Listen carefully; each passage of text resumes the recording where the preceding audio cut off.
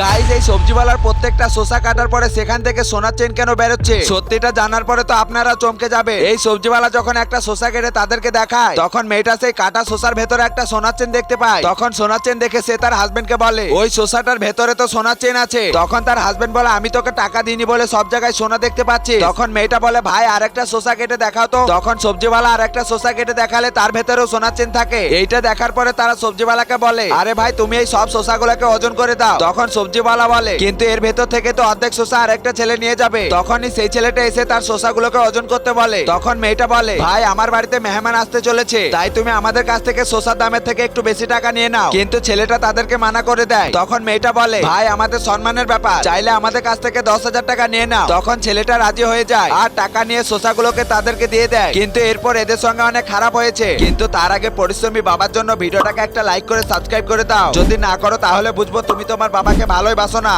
এরপর দেখো আসলে সবজিওয়ালা আর এই ছেলেটা একসঙ্গে মিলেছিল আর তারা শসার ভেতরে নকল সোনা চেন ভরে তাদেরকে ঠকিয়ে দিল।